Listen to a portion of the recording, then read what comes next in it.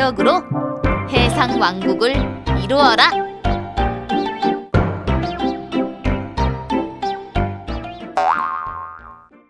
이번에 할 게임은 무역으로 해상 왕국을 이루어라예요. 우리 친구들은 무역이 무엇인지 알고 있나요? 무역이란 나라와 나라 사이에 물건을 사고 파는 행위로 돈도 벌 수 있고 발달한 문화도 받아들일 수 있어요. 이번 게임에서는 다레와 통일신라가 어떤 나라와 어떤 물건을 가지고 무역을 했는지 살펴볼 거예요.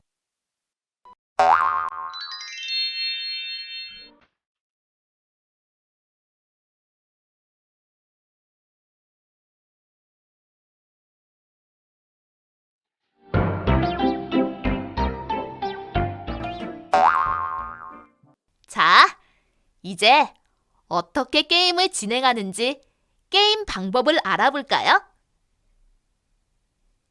이 게임은 두 팀에서 네 팀으로 나눠서 참여할 수 있어요. 보드게임판과 엽전, 물품칩, 객관칩, 게임말, 인물카드, 주사위를 준비해주세요. 펴져 있는 게임말은 선대로 접은 후에 이렇게 끼워서 사용하시면 돼요. 빈칸에는 친구의 게임말과 섞이지 않도록 이름을 적어주세요.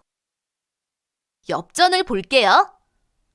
화폐 단위별로 5전 통보, 10전 통보, 50전 통보, 100전 통보, 이렇게 4가지 종류의 엽전으로 되어 있어요.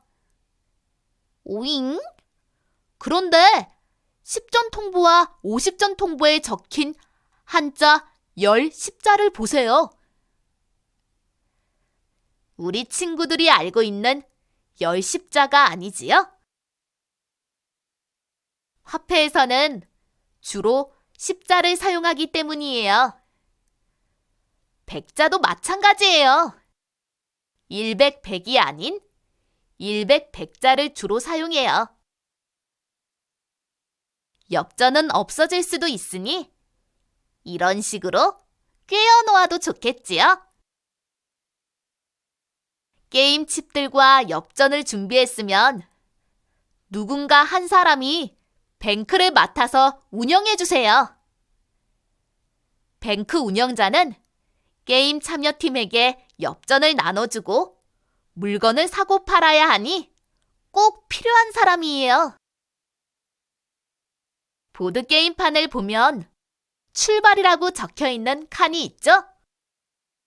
여기에 게임말을 놓고 시작하는데 먼저 뱅크 운영자는 참여하는 팀에게 자본금으로 100전을 나눠주세요.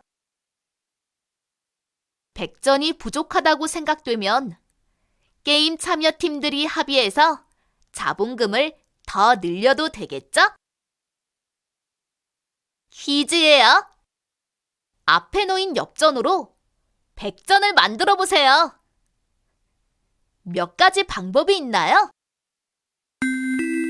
4가지 방법이 있네요.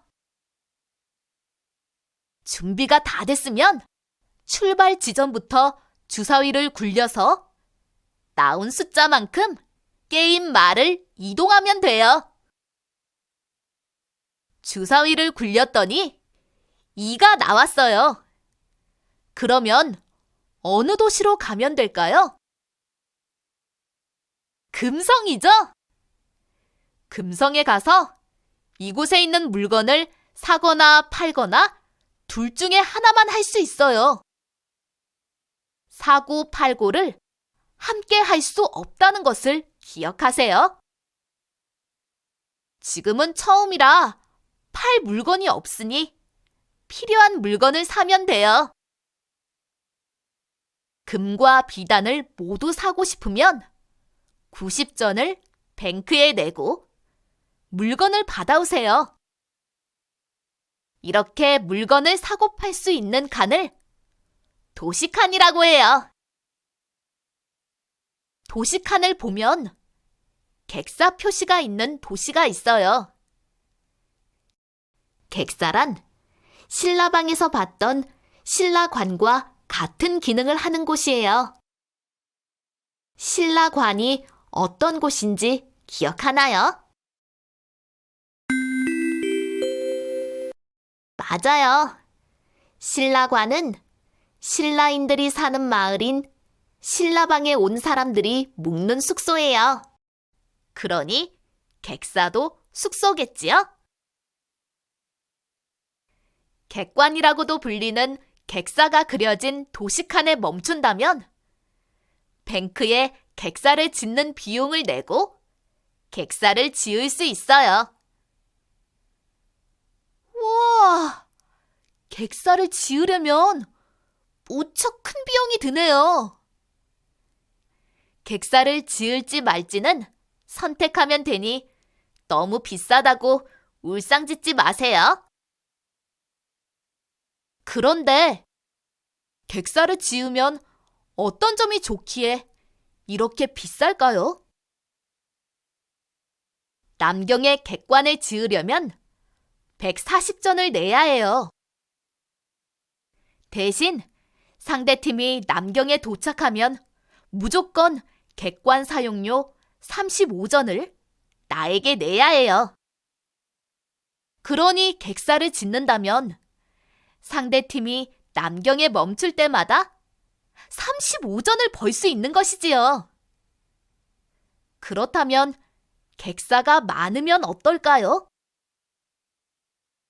오늘날 부동산에 투자해서 돈을 버는 것과 마찬가지로 많은 돈을 벌 수 있어요.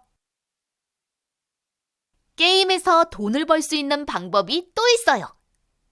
계속해서 게임을 진행하면 많은 물건을 사게 돼요.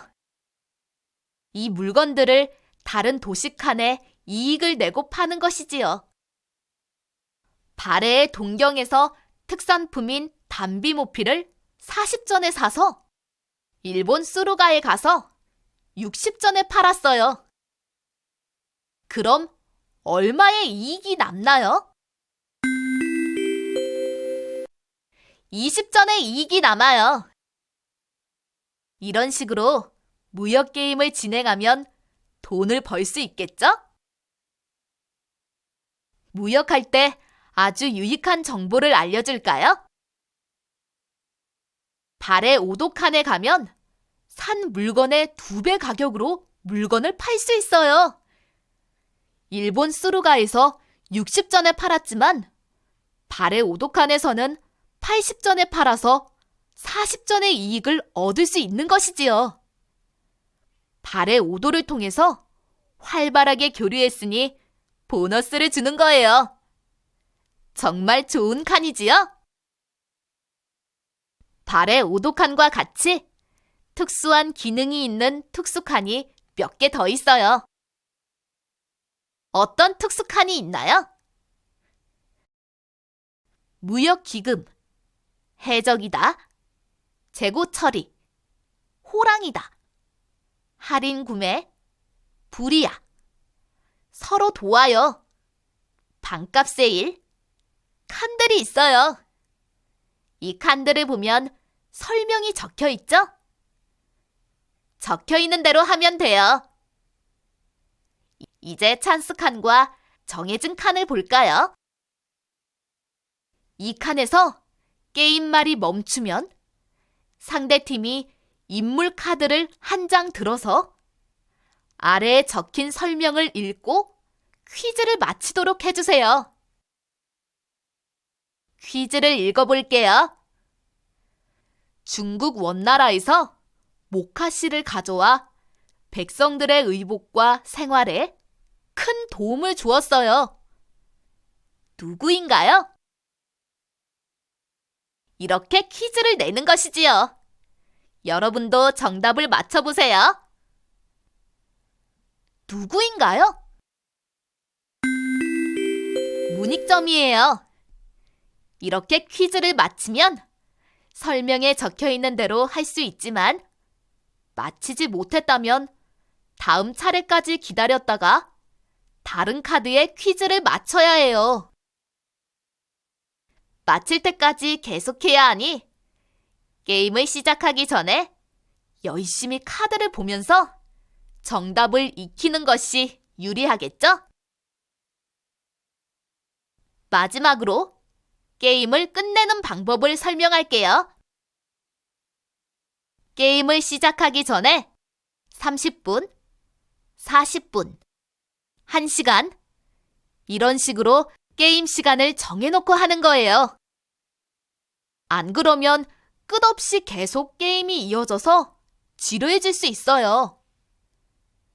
하지만 게임 참여팀 중에 한 팀이라도 파산을 하면 정한 시간 전이라도 게임을 끝내도록 하세요. 파산이란 가지고 있는 자본금이나 물건이 모두 없어지는 것을 말하는데요. 게임을 하는 도중에 물건을 계속해서 빼앗기거나 객사칸에서 계속 돈을 지불하게 되면 나중에 파산하는 경우도 발생하니 게임 운영을 잘해야 해요. 게임을 마쳤으면 누가 승자인지 정해야 게임이 흥미진진해지죠?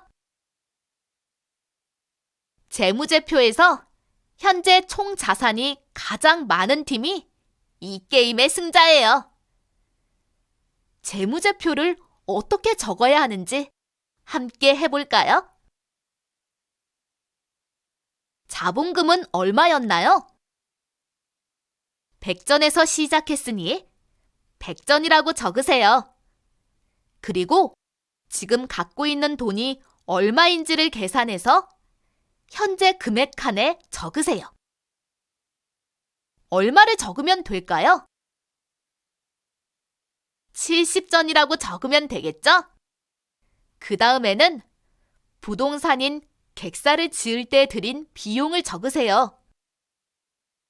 남경에 140전을 내고 객사를 지었으니 140전이라고 적으면 되겠죠? 이제 재고 정리를 해야겠죠?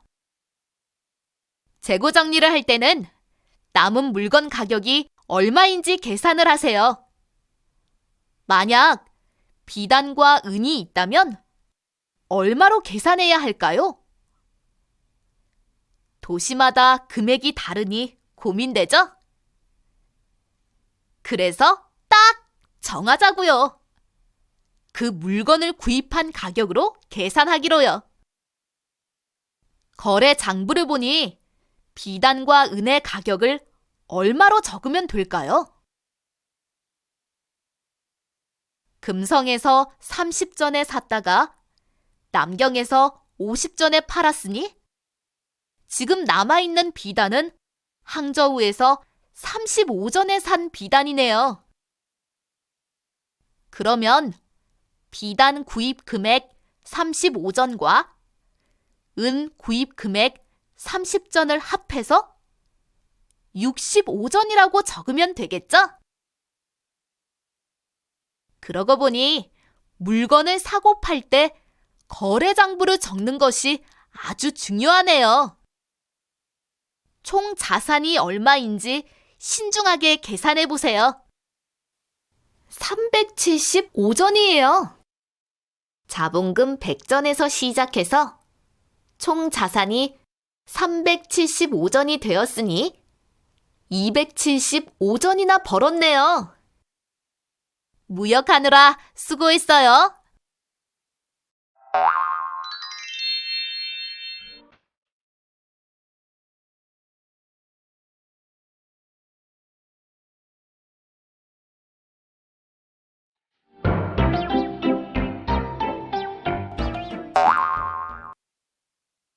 무역 게임을 하며 역사도 배우고 경제도 공부하며 미래를 살아갈 준비를 하니 어떤가요?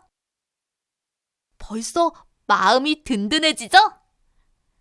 외국과 교류하며 나라에 이익을 주기 위해 노력한 통일신라의 장보고, 고려의 왕건과 문익점을 만나보면 더 생생하게 느껴질 거예요. 그러니 생각날기에서 출간한 인물 한국사를 공부하며 살아있는 역사도 배우고 이분들의 인품도 배워보세요.